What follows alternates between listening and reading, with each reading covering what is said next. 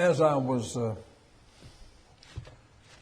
preparing for the lesson this morning, I came across several passages and got to thinking about them and decided that I would have a lesson that kind of interacts with the lesson this morning, but really doesn't, I suppose, in a direct sense. But as I began to study for that lesson, I continually would come across passages that would talk about time. And I got to thinking about all the lessons that are taught about time in the New Testament, and I got to thinking about maybe just having a lesson in which we simply talked about the lessons of the New Testament about time. And this is by no means a comprehensive study. That would be impossible to do in a single sermon.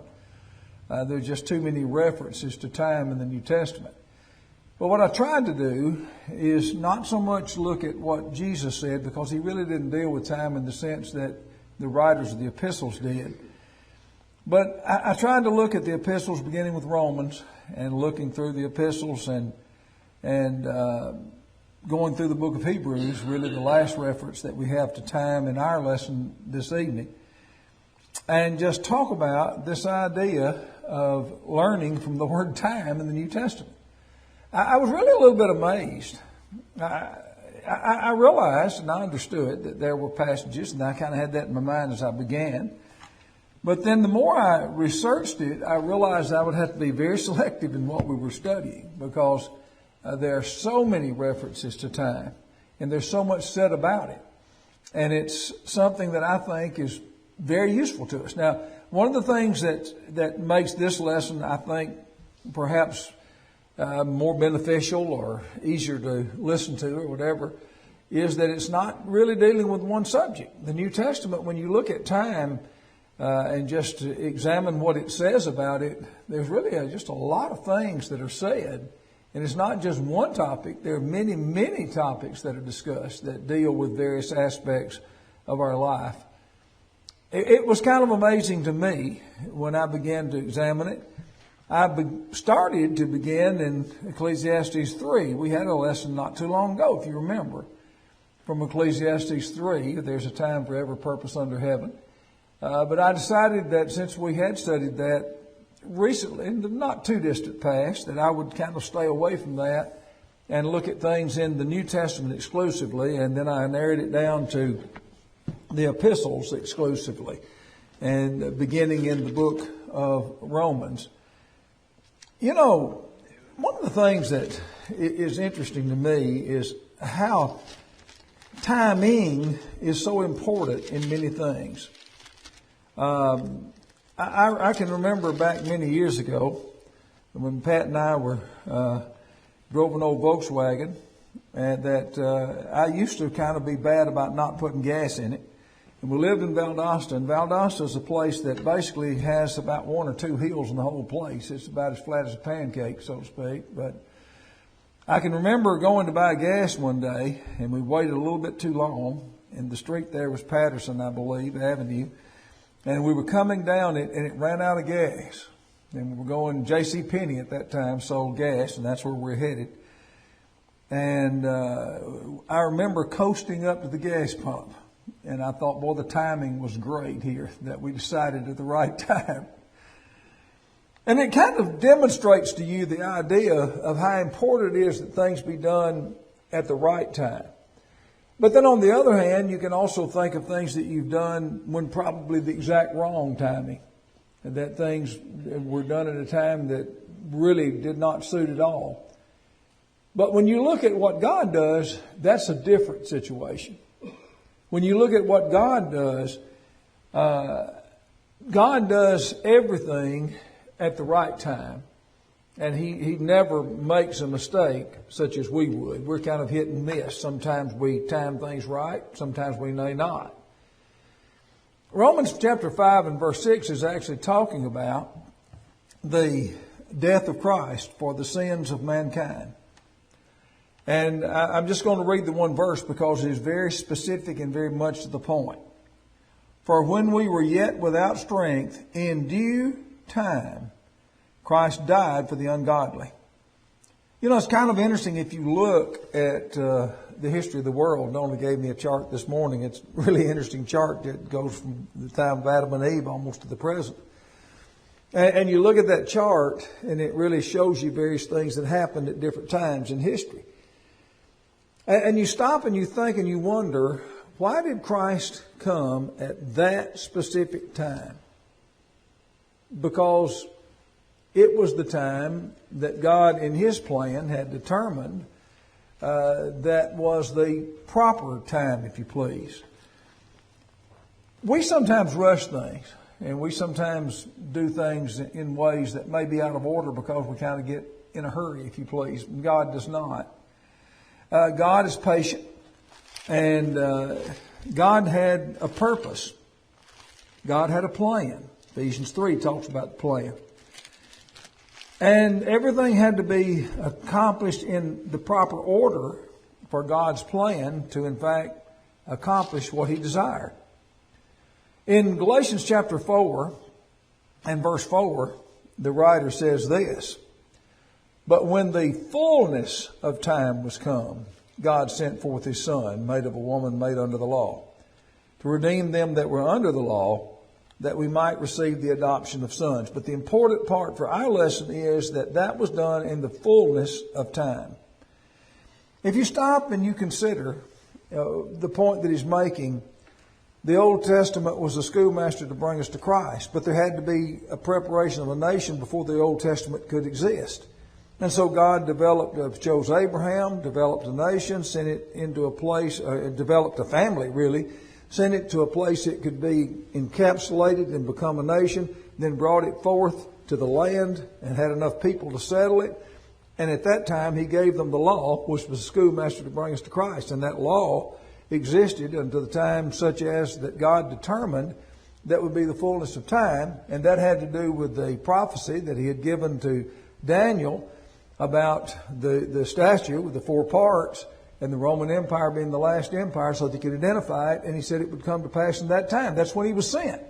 It's just interesting to me to look at the way God handled things and realize that everything God did, He did for you and I.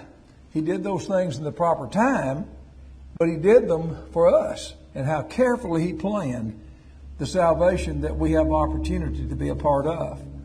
Now, it's also interesting to notice this. This shifts gears in the book of Romans. Talks about something totally different, but also talks about time. In Romans chapter 8, when we begin to think about salvation, he's talking about the great blessing, the great privilege that we have. And he said, "The Spirit itself beareth witness with our spirit that we are the children of God. And if children, then heirs, heirs of God, and joint heirs with Christ, if so be that we suffer with Him, that we may be glorified together." Now notice he introduced the subject of suffer with Him. "For I reckon that the sufferings of this present time are not worthy to be compared with the glory which shall be revealed in us." You know, you think about some of the things that you may have endured medically. And I mean, I've had both hips replaced. It wasn't pleasant. Some of you have had chemo, radiation. That wasn't pleasant either. But a lot of you are here because of it. And if they're successful in their treatment, do you consider that was a worthwhile investment, that going through the sufferings that you went through to come out on the other side, healed from the illness, is that worth it? Well, of course. In this case, you're looking at the eternal security of your soul. When you obey the gospel, when you become a Christian, it creates problems in your life. It does for everybody. All that live godly in Christ Jesus shall suffer persecution. This passage points out that when you look at it, the sufferings of this present time are not worthy to be compared with the glory that should be revealed in us. If you look back and you think about even the rich man and Lazarus, do you think that Lazarus, as he was sitting in paradise with Abraham, would have considered the suffering of his life to have been a small price to pay for that opportunity? And the answer is yes. And that's his point. His point is that, yeah, our time sometimes on this earth may not be so pleasant, but to compare that to the glories of eternity that have been promised through the death of Christ and the forgiveness of our sins is a foolish thing. So when we compare them, we would say that whatever time we spent and whatever suffering that we endured in that time, that would be worth it to be able to gain. You can't compare. I mean, even look at the Apostle Paul and all the sufferings he had in 2 Corinthians 11, and even to the point of being executed in 2 Timothy 4. And you look at that, and he said, you know what? It was worth everything that I've endured. You can't compare the blessings of eternity with the sufferings of this life. And that's the point that he makes. So he just says the things we have in this present time, they just cannot be compared to our eternal reward. In the 13th chapter of the book of Romans, there's another point that's made. We need to consider the uncertainty of time. And we need to think about that. Because here's the problem. James talks about it in James 4, and we didn't go there, but we could have. But I chose this because of the way it's expressed. He said in verse 11, and that knowing the time. In other words, I think really what he's saying is you know the limitations of time. You know that time is, as the song says, filled with swift transition. You don't know what tomorrow will hold, according to James, because life is a vapor and you don't really know. And so he says, in this particular passage, knowing the time, that now it is high time to wake out of sleep. For now is our salvation nearer than when we believed. And that's true of every one of us. Whoever we are and however old we are, we're gradually moving closer to the time that we'll stand before God in judgment. That we won't ever possess any of that time we had in the past. Whatever we possess will be in the future. So we're closer to that. And he goes on to say in verse 12, the night is far spent, the day is at hand. Let us therefore cast off the works of darkness, and let us put on the armor of light. Let us walk honestly, as in the day, not rioting and drunkenness, not in chambering and wantonness, not in strife and envy, but put ye on the Lord Jesus Christ, and make not provision for the flesh to fulfill the lust thereof. His point is very simple. Time is very uncertain. We don't know. Just when you think of old Felix, who made the statement, and he said, when I have a more convenient time, I'll call for you. That's a very foolish thing to say, because we don't control time. We don't control it at all. We have no idea whether we will be here tomorrow or we won't. We don't have any idea we'll be here 10 seconds from now, for that matter, or whether we will not. And therefore, he says, when we consider the uncertainty of time and how uncertain it is, we shouldn't waste opportunities, because we need to be prepared to meet God. Going back to what Jesus said when he talked about that the Son of Man comes and you don't know the time of his coming, and so you have to be prepared for it. That's really the point. You think of the uncertainty of time and how uncertain it is, and you begin to realize the point that Paul is making is certainly a very valid one. Another thing that's interesting to me is the way the words are expressed in 1 Corinthians chapter 4 and verse 1 through 5. Have you ever noticed that if you look at things in a snapshot of how different the impression you can get? We always talk about how important first impressions are, and they are, but they can also be very misleading.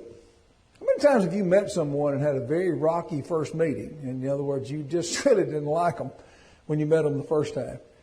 But as time goes on and you learn to know them better, then they may become a very close and valued friend. That's not impossible, and quite often happens. In 1 Corinthians chapter 4, verse 1 through 5, Paul kind of makes that point. He said, let a man so account of us as the ministers of Christ and the stewards of the mysteries of God. Moreover, it is required in stewards that a man be faithful. But with me it is a very small thing that I should be judged of you, or of man's judgment. Yea, I judge not mine own self. For I know nothing by myself, yet am I not hereby justified, but he that judgeth me is the Lord. Therefore, judge nothing before his time. Let me ask you a question. You stop and you see if you understand what I'm saying. Let's suppose that we don't know Paul. We don't know anything about him. Let's suppose that we're shown a snapshot of his holding the clothes of the persons who stoned Stephen to death. If we're shown that snapshot and that's all we're shown, what would be our assessment of him? You think about how many times that happens in your life where you see one thing and that's the assessment you have. You know, you really can't make a judgment until the story is told, till time has expired, as you might say. You read what he said. Judge nothing before the time of the Lord come, who both will bring to light the hidden things of darkness and will make manifest the counsels of the heart, and then shall every man have praise of God.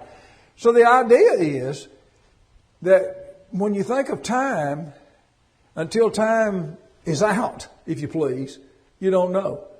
And I know I sometimes use sports illustrations, but you've seen, and I know, even if you're not much of a football fan, you've probably seen a run-in play where a guy goes through the line, somebody's got him, looks for sure he's going to be tackled for a loss, and all of a sudden he scores a touchdown. What matters, that time or that time? That's what Paul is saying. He's saying, you be careful to understand that seeing things through to the end and seeing the end results is what's important. What you are when you die is a great deal more important than what you might have been at 16 years old. That's the point that Paul makes. And because he's looking at himself, and he's looking at the kind of life that he lived. So a story can't be fully told until time has expired. You don't really know what is going to happen. Now you probably have all known people that you had no confidence in, and then may meet them several years later, and you're shocked at the outcome. And how things have changed. And that's the point that Paul makes. Be careful that you don't just reach snap judgments. And he said, because you can't do that. You don't judge anything before the time. There's a time to judge it. But a snap judgment beforehand will quite often lead you to wrong conclusions. And that's what Paul was telling you. We studied a passage this morning in 2 Corinthians chapter 6. And I started not to go back to it because we included it in a lesson this morning, but it's too important and I thought that I would, because we're making a much different point from it than we were this morning. You know, what is the accepted time to make yourself right with God? You know, and I know, that when you stop and you think about that, the answer has to be now. That has to be the answer. That when you say what is the right time to do the right thing, the only answer to that question is now. Whatever now is. If now is this morning, this evening, tomorrow morning, if it was last week, whenever it was, what is the right time to do the right thing? It's now.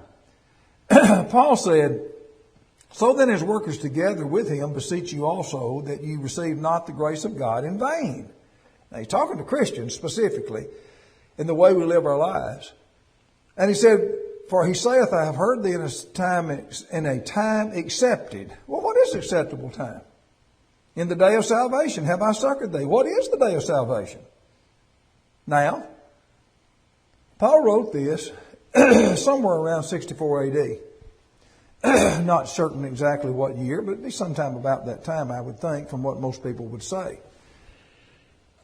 Now we live in 2022. Now we're pushing 2,000 years from the time Paul wrote it. But it's still as appropriate now as it was then. When is the accepted time? Now. Always. The accepted time to do the right thing and to make ourselves right with God is always now. And we have to remember that, as we said this morning in our lesson, making ourselves right with God is an ongoing process. We can't this morning say, oh, I did that this morning. I mean, if you're a child and you're trying to teach them to brush their teeth, oh, I did that once. That's not the point. Not that you did it once. The point is that it's something that's an ongoing process. It's not that you got right with God once, but you get right with God every time you make a decision. Now is the accepted time. And it's important for us to realize that teaching in that particular place. One of the things, too, that also is important for us to remember is this. We can't be overly concerned what happened in time past. Now, I don't mean that you can forget it. Sometimes memories help motivate us to do good things. But at the same time, you can't allow it to cause you to become discouraged. What you might or might not have done in the past is not relevant to what is being done at the present, which is what Paul said in this particular passage. He's writing to Christians, and he said, "You hath he quickened," that means made alive, "who were dead in trespasses and sins." And it's not a very pleasant picture to consider, wherein in time past you walked according to the course of this world, according to the prince of the power of the air, the spirit that now worketh in the children of disobedience, among whom also we all had our conversation in times past, in the lust of our flesh, fulfilling the desires of the flesh and of the mind, and were by nature the children of wrath, even as others. But God, who is rich in mercy for his great love wherewith he loved us, even when we were dead in sins, hath quickened us together with Christ. By grace are you saved, and hath raised us up together and made us sit together in heavenly places in Christ, that in the ages to come he might show the exceeding riches of his grace in his kindness toward us through Christ Jesus. You can't be overly concerned about what happened in the past. You can't get bogged down in thinking of how terrible you might have been. The fact of the matter is, and I've said this over and over and over again, I suspect that most people, I won't say all people, but I would say most people, probably have a lot of things that have happened in their lifetime that they would not be particularly proud to put on public display and tell everybody about. I'm sure that Paul didn't like to be reminded of being present at the stoning of Stephen and going to Damascus to imprison people. I'm sure he didn't. Going into the city of Jerusalem and dragging people out of their homes and putting them in prison. I'm sure he wasn't too proud of that when the whole thing was over. But you can't dwell on that. You can't consider that, because the problem you have is that you can't do anything about that. I mean, time is a situation where when it springs before you. Have you ever had one of these tests where they throw something before you and you have to immediately react? And of course, when they're training you to be a pilot, that's what they do. They put you in a flight simulator and they throw these things before you. How many times do you get to react to that? Once. You don't react again. Whatever you did at that time is what you did at that time. You know, when you looked at that plane that went in the harbor at New York City and everybody just raved at that guy, you know what? He got one opportunity and he took it and he did it and saved a lot of people's lives and everybody thinks he's a hero. What if he had panicked and done something different? It would have been a completely different outcome. But could that have been changed? No. What you're seeing here is Paul is looking at all of us and saying, look here. You know, Christ died at the right time, and you've got an opportunity, and you've used the time wisely, and you've obeyed God, and you've continued to have a right relationship with him. You can't look back and say, well, I just can't get over that. Making mistakes is a common part of life, but mistakes cannot be something that continue to govern us and control us. Not saying you don't remember them. Paul continued to refer to himself as the chiefest of sinners, but it's not what that controlled his life. He didn't become so possessed with the past that he couldn't act in the present. And that's really what he's emphasizing here in Ephesians 2. Now, Ephesians 2 has another point to it down in verse 11 and 12 that also needs to be noted. You know, when you remember the time past, it may be helpful in making us grateful. Now, it shouldn't cause us to be drugged down and just be despondent over the things that we did. But it is something that ought to make us grateful.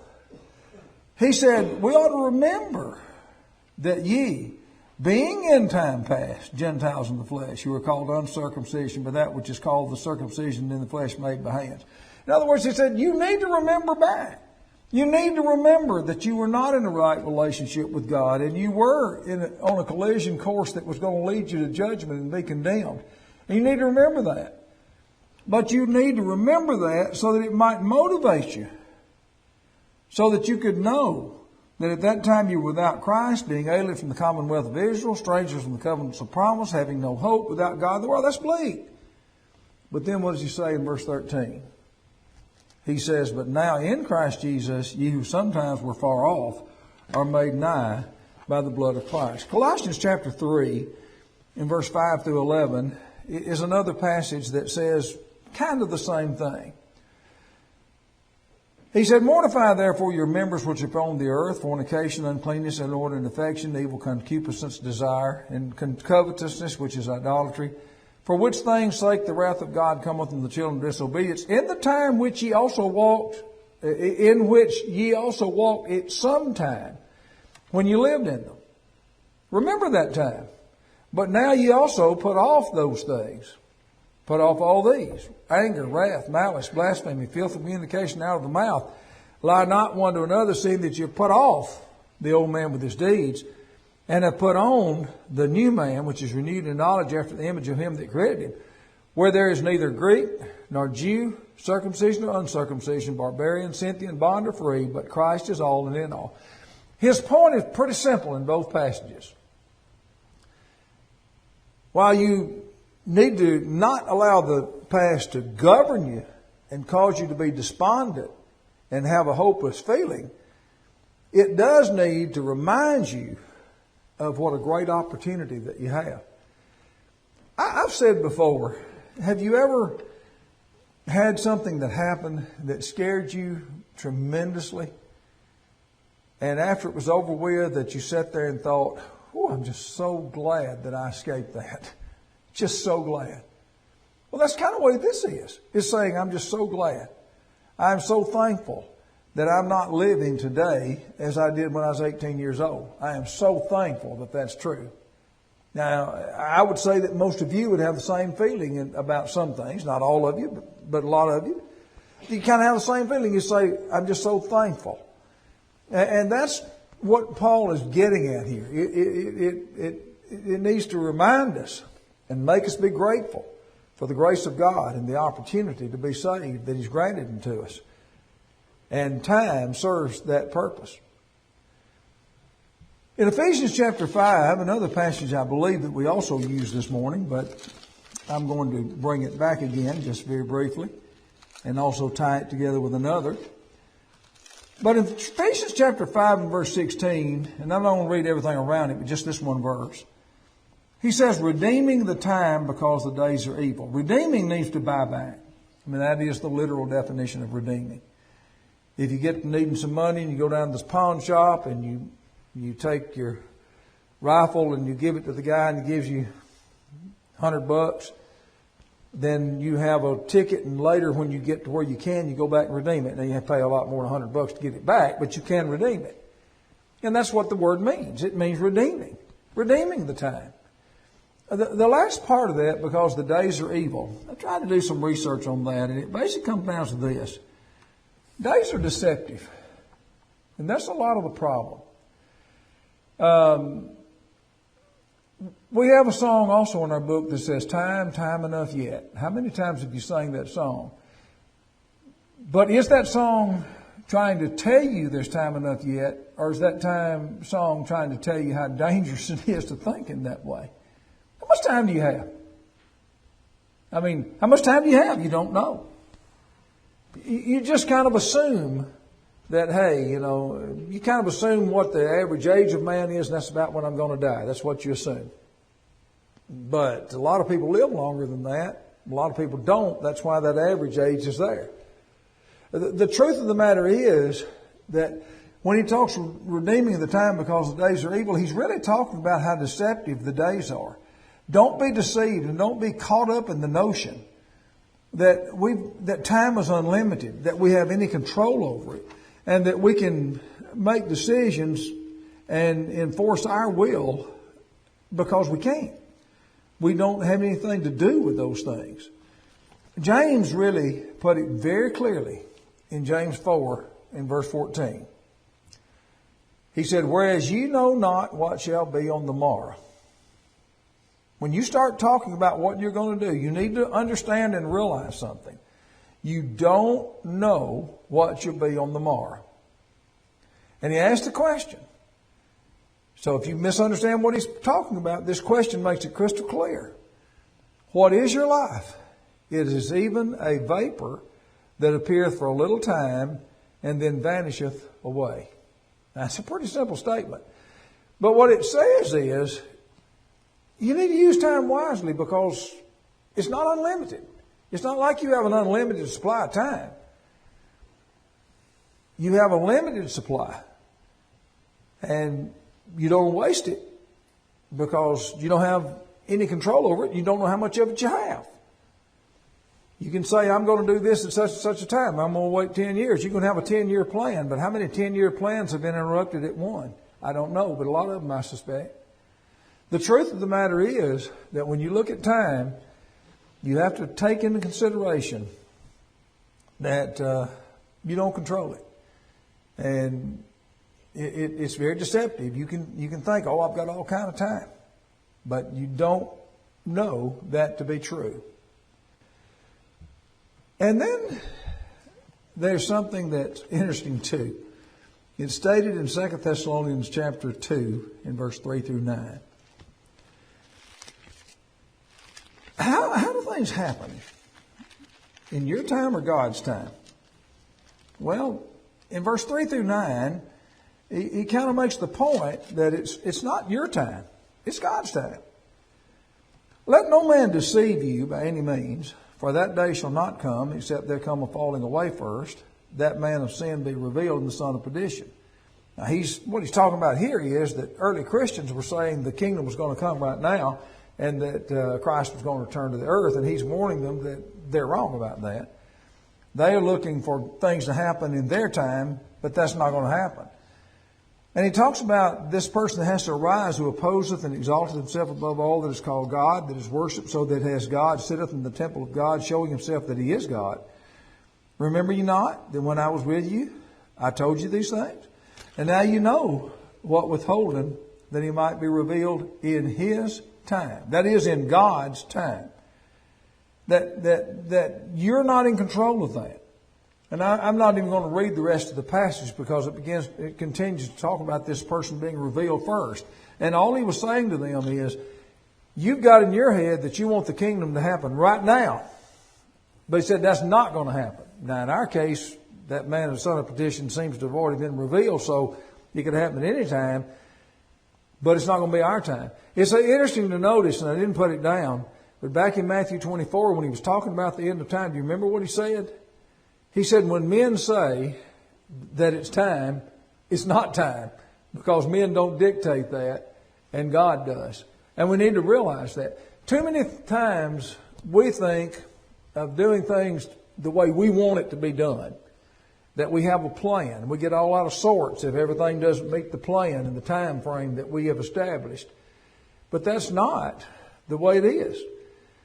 I can remember, I had a good friend that was drafted with me. And some of you know him, I guess. Some of you don't. It was Gary Tice over in Columbia. Gary got drafted when he was 28. Everybody else that was there was 19 almost exclusively. At that time, when you were 19 years and 1 month, you would generally be drafted. So usually you got 19 years and 1 month and you was drafted. So we were all about 19 years and 1 month. And Gary was the only exception. He was 28. We always called him the old man and grandpa and a lot of other names because he's so much older than we were. And you know why he got drafted? Because he's married and he didn't have any children. Him and his wife wanted children badly, but they didn't have any. So he got drafted, and then he received his orders to go to Vietnam. And while he was in Vietnam, his wife wrote him not long after he'd gone there, and she was expecting a child. At that time, he was 29. His child was born when he was 30. That wasn't his time, but that was God's time. You know, we don't have control over those things, and that's the point. That's what we need to realize when we start thinking about time and setting everything down and having this time frame. That's not the way it is, and that's not the way it's going to be. And that's important for us to remember. And then the last thing. In the book of Hebrews chapter 5, he talks about the fact that, when we obey the gospel, we will be a babe in Christ. Naturally. No question about that. Why? Because we're a baby. I've seen a few cases. When Pat and I attended the church at Lanton, there was a family there who had a daughter. Best of my memory, she died when she was 26, I believe. And I don't remember all the specifics about the birth problems that she had, birth defect that she had, but I do know this, that they brought her to the church building in their arms and laid her in the seat, and she really knew very little. She did sometimes smile if somebody approached her, and that was about it. No speech. And then they picked her up and they carried her back home, and they cared for her meticulously, so a lot like Rebecca, for 26 years, except for the fact they didn't have 9 years of her being anything like normal. They had no time normal. She was that way from the time that she was an infant. So they were still caring for her the same when she was 26 as she was being cared for the day that she was born. Same things were being done.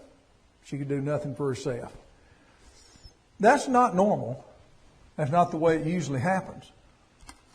And so Paul talks about what's normal. Is that the way and in her case, she had no choice. But spiritually, we do have a choice. We have a decision to make. It's our decision. And it's not something that God just causes to happen. We have a choice. And so Paul said this. He was talking about some pretty complicated things, particularly Melchizedek and his priesthood. And then he said, of whom we have many things to say, and they're hard to be uttered, seeing you're dull of hearing. You're really not very mature, so we can't talk with you about that. For when the time you ought to be teachers, you have need that one teach you again, which be the first principles of the oracles of God. Notice what he said. When the time you ought to be teachers, where are you? You're still a babe in Christ. And you're become such as have need of milk and not of strong meat. Is that the way we want to be? I mean, you think about it, there is a time for us to mature. A Christian, when they first become a Christian, they do have to be kind of petted and humored and just dealt with gently, as we sometimes say with kid gloves. But later, as you go on, it needs to shift roles where they end up being in that position. And those who are weaker, because they have new converts, they would have to care for. He said, well, in the time you ought to be teachers, you have need that one teach you again, which be the first principles of the oracles of God, to become such as have need of milk, not of strong meat. Everyone that useth milk is unskillful in the word of righteousness. He is a babe. That young lady, at 26 years old, was still a babe. Now, she had no control over that. It wasn't her fault. But spiritually, when we're a babe, after a lot of years as a Christian, it is our fault. Because we made that decision. He said, strong meat belongeth to them that are full age, even to those who by reason of use have their senses exercised to discern both good and evil. So if you've been a Christian a long time, then that time means, and that time passing means you need to go some transition. And you don't need to be a babe and stay at the same place. You need to progress and become one who is a leader of others rather than one that has to be led, is really the point that Paul makes. That's not the only statements concerning time, and we could have expanded this, but generally we take about 40 minutes and we talk about things and we don't go beyond that much. So I hope these have been somewhat beneficial to you. This is a lesson that kind of came upon me because as I was looking at the lesson this morning and considering it, this is an idea that just came to me that you really need to pursue a little bit, talk about time, and have a better understanding of it. Sometimes people act like they don't have much understanding of time. And we need to realize what is so, because it influences decisions you make. When you trying to time things, it's interesting to me that years ago, when I was riding in the car all the time and listening to a lot of radio and then listening about everything, and Dave Ramsey was on one of the stations, I listened to him a lot. And he would always talk about plans you made financially. But when people would call him about having children. He said that's one thing you don't consider your finances, that God pretty much makes that decision for you. And you just deal with it. And that probably pretty true. And when you stop and you consider it, just think about it. Who's in control of time? You're not. You're just not. You don't have anything to do with it. Now, you can control your schedule a little bit. That is, if you don't have a flat tire, you don't run out of gas, your car doesn't break down, you don't have an accident, you don't have a medical event. If none of those things happen, you control your time. But what that means is you don't control your time at all. You're really kind of just at the mercy of God, if you please, because He is in control of time and you're not. So think about it. You know, if you need to do whatever you need to do in service to God, when's the time to do it? Well, Paul said now. Why? Why is it now? Because you don't have any other time promised. That's all the time you have. And you don't control it. And you can't make that decision. And we do need to stop. We need to realize that. If we need to obey God in baptism, if we need to obey God by correcting things in our life or living faithfully, every decision we make, every opportunity we either miss or we gain or take advantage of, as we talked about this morning, all of that needs to be determined by just saying, you know what? We don't control time, so the best time to do anything is the earliest opportunity I have. But that's hard to do, but that's what Paul seems to be suggesting in the other writers as well. Think about those things as together we stand as we sing.